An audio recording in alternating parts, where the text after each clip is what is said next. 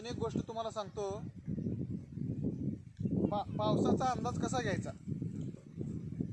जर समजा ह्या उन्हाळ्यामध्ये, चालू उन्हाळ्यामध्ये सुगरणीने असा एकदम कमी पाला असलेल्या, जिथं पाऊस पाणी वारा सहज पोचू शकतो अशा ठिकाणी जर समजा सुगरणीने खोपा केला, समजायचं येणाऱ्या पाऊस काळात, येणाऱ्या सीझनमध्ये पाऊस कमी होणार आहे. जर समजा सुगरणीने अशा गर्द पाला असलेल्या, गच्च पाला असलेल्या, गडद सावली असलेल्या झाडाच्या एकदम मधोमध, जिथं ऊन वारा पाऊस सहज पोचू शकत नाही अशा ठिकाणी जर उन्हाळ्यामध्ये सुगरणीने खोपा केला, समजून जायचं येणाऱ्या सीझनमध्ये पाऊस काळा हमखास मोठा होणार आहे. त्या पद्धतीने शेतकरी त्याच्या वेध लागतात. शेतकरी त्या पद्धतीने नियोजन करून त्याची शेतीची कामं चालू करतो. निवा एक मिनटं बेटा, काटा टोचेल तुला. तुला ऊस बोरं खायचं का? एक मिनिट आहे बाबू, हे घे बोर तुला. घ्या, तुला हवाय का? आणि अजून एक बोर. तुम्हाला सांगतो, मी प्रत्येक 15 दिवसाला, महिन्याला गावाकडे येत असतो. खरं तर माझी एवढी मोठी कॅपॅसिटी नाही, एवढी मोठी ताकद नसताना वारंवार येण्या जाण्याचा खर्च मी करू शकत नाही. तरीसुद्धा मी वारंवार 15 दिवसाला, 20 दिवसाला, महिन्याला 2 महिने येत असतो. कारण असं मित्रांनो, इथं खरंच प्रेम आहे, माया, आपुलकी, आपले लोक असतात, आपली माणसं असतात, आपला मित्रपरिवार असतो. आणि शिवाय माझं स्वतःचं मन इथं रमतं जास्त. साधारण मला वाटते प्रत्येक ट्रिपला एक 15-20 हजार रुपये तर आरामात खर्च होतो. तर एवढ्या पैशामध्ये गोवा म्हणा, बीच म्हणा, अजून अन्य रम्य ठिकाणी जे कृत्रिम बनवलेली ठिकाणी, त्या ठिकाणी जाऊन माझा आनंद घेऊ शकतो. शेंगाचा आनंद, हरभऱ्याच्या ढाळ्याचा आनंद, ऊस, या सगळ्या गोष्टीचा आनंद घ्यायला मला जास्त आवडतो. आणि तसंच आता ही लहान मुलं आहेत, मी त्यांना पण तीच सवय लावतो किंवा तीच आवड निर्माण करण्याचा प्रयत्न करतो. निसर्गाविषयी, शेतीविषयी, आपल्या मातीविषयी, आपल्या माणसाविषयी प्रेम कसं त्यांच्या मनात निर्माण करता येईल त्याचा वारंवार मी आणि माझं कुटुंब सतत प्रयत्न करत असतो. आता बघा, ह्या एक मिनटं बेटा, किडका असतात, कीड लागले. एक मिनटं थांबा, एक मिनटं. ती खालची पडलेली घ्यायची नसतात का, ती किडलेली असतात. हे बघा, थांबा, मी तुम्हाला, हे बघा, मी तुम्हाला सांगू का निवा, खाली पडलेली असतात ना, ती वाळलेली बोरं असतात. हां, कीड लागलेली. एक मिनिट थांबा बेटा, एक मिनटं. निवांशी घेऊ नको, मी दुसरं देतो. कीड लागलेली असतात ना का?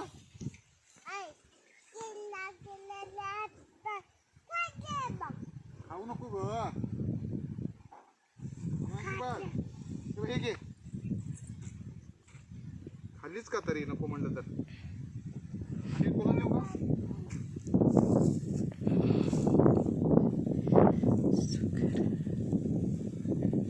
हे घे. पडलं का तुझं? चला. आणि काय म्हणायचे तुला काहीतरी म्हणायचे, मला स्पष्ट सांग, मला बोलता येईल. काय बोलायचे?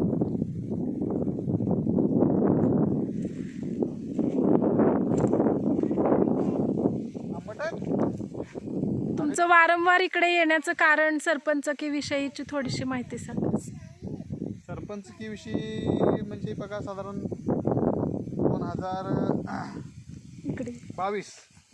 2022ला 18 डिसेंबर 2022ला आमचं ग्रामपंचायत इलेक्शन झालं. 21 डिसेंबर 2022ला निकाल आला. 6 जानेवारी 2023ला निवड झाली. आणि माझा लहान भाऊ अजय उत्तम सगट, आमच्या गावचा आरडी या गावचा विद्यमान सरपंच आहे. आमच्या पूर्ण तालुक्यातील सगळ्यात युवा सरपंच, 24 वर्षाचा युवा सरपंच आणि अविवाहित असा सरपंच आमचा लहान भाऊ झाला. त्याचा इतिहास फार मोठा आहे, एका व्हिडिओमध्ये सांगणं शक्य नाही. आता इथं ॲक्च्युली बघितलं तर आमच्या गावामध्ये पहिल्यापासून, म्हणजे पूर्वीपासून 2 पार्ट्या, म्हणजे पार्टी असं त्याचा अर्थ असं की 2 भाग इथं होते. त्याच्यामध्ये एक होती BJP पुरस्कृत पार्टी आणि एक होती काँग्रेस पुरस्कृत पार्टी. खरं तर मी सुद्धा BJPचाच कार्यकर्ता आहे, BJPलाच मानणारा मी माणूस आहे. तर आम्हाला अपेक्षित होतं, असू दे, मला असं वाटत नाही एका व्हिडिओमध्ये पूर्ण होईल. थोडक्यात एवढंच सांगतो, BJP आणि काँग्रेस 2 पुरस्कृत उमेदवार होते, 2 पुरस्कृत पॅनल होते. तर या दोन्ही पॅनलला जे विरोधक आहेत, त्यांचा दोघांचाही पराभव जनतेने करून आम्हाला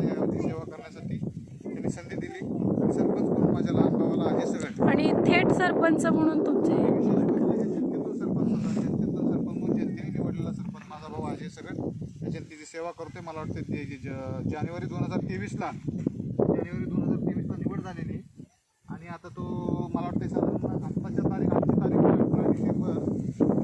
19 डिसेंबर 2023 साधारण 1 वर्ष त्याच्या कारकिर्दीला पूर्ण झालं. मला वाटते साधारण ह्या कालखंडामध्ये आसपास जेमते म्हणजे जवळपास 1 कोटी रुपयाची गावासाठी निधी आणलेला आहे. त्याचं काम सध्या चालू आहे आणि येणाऱ्या भविष्य काळात येणाऱ्या 5 वर्षामध्ये आमचा 5 ते 7 कोटीचा नियोजन या गावासाठी आहे. आणि आमच्या तालुक्याचे आदरणीय आमदार आमचे आधारस्तंभ लाडके नेते आदरणीय सचिनदादा कल्याण शेट्टी या गावासाठी या तालुक्यासाठी सतत अहोरात्र प्रयत्न करत असतात आणि त्यांचा वरद हस्त कायम आमच्यावर असल्यामुळे या तालुक्याला आता एका वर्षात 1 कोटी रुपयाचा निधी प्राप्त होण्यासाठी मदत झालेली आहे. ह्याच्या पुढच्या काळात सुद्धा दादांनी सुद्धा आश्वासन दिले आणि आम्ही सुद्धा आश्वस्त आहोत. साधारण 5 वर्षामध्ये किमान 5 ते 7 कोटी रुपयाचं काम या गावासाठी करून या गावाचं जे काय बेसिक गरजा बेसिक नीड्स या पूर्ण झाल्या नाहीत. या 25-30 मला वाटतं माझी ग्रामपंचायत स्थापन 1956ला झाली. त्याच्यानंतर तिथपासून बिनविरोधाचं सरपंच व्हायचा. मला वाटतं पहिलं इलेक्शन माझं 1992ला लागलं.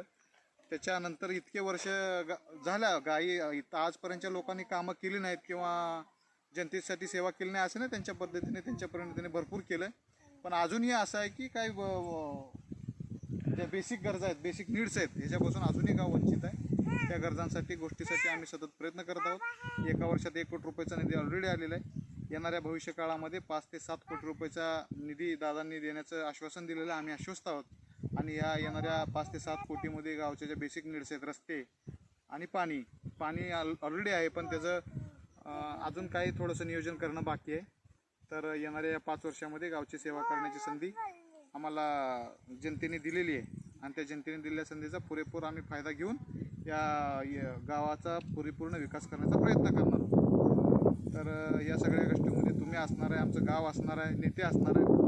तर परमेश्वराचरणी एकच विनंती आहे जेवढा शक्य होईल तेवढा निधी आमच्या गावाला प्राप्त व्हावा. आम्ही गावचं काम करावं गावची सेवा घडावी आणि या गावची जोडलेली नाळ आमच्यासारख्या प्रत्येक तरुणांची नाळ या गावाला जोडली जावी. माझी माती माझी माणसं प्रत्येकाला कळायला पाहिजे. प्रत्येकजण गावखेड्याकडे यायला पाहिजे असं आम्हाला म्हणून सतत मनापासून वाटतं. म्हणून आम्ही गावचं प्रतिनिधी म्हणून आम्ही वारंवार गावच्या हितासाठी गावाकडे येण्या जाण्याचं ज्या चक्र वाढण्याचं कारण हे असतं की प्रत्येकजण तरुण गावाशी कायम कनेक्टेड राहायला पाहिजे म्हणून आम्ही प्रयत्न करत असतो. बाकी फार काय आत्ता एका ह्याच्यात होणार नाही. अजून वारंवार आम्ही काय अजून व्हिडिओ बनवत जाऊ त्या गोष्टी. आणि माझं जो अजून एक आमचं काम चालू आहे 3री आघाडी आमच्या पॅनलचं नाव होतं 3री आघाडी ग्रामविकास पॅनल. आणि आम्ही थोड्याच दिवसात जेवढं शक्य होईल तेवढ्या लवकर 3री आघाडी ग्रामविकास पॅनल ही कथा लवकरच तुमच्यासमोर आम्ही घेऊन येणार आहोत. खूप मोठा इतिहास आहे. ती 4 वर्षाची स्टोरी आहे. ती 2 ते 3 तासामध्ये बसवण्याचा प्रयत्न करणार आहे. तुम्ही सगळेजण त्या स्टोरीचा वाट पाहून त्या स्टोरीसाठी प्रयत्न काय म्हणतात त्याला तुम्ही प्रार्थना करत राहा. त्याचं मी लवकरात लवकर तुमच्यासमोर मांडण्याचा प्रयत्न करणार आहे. चला मॅडम बस.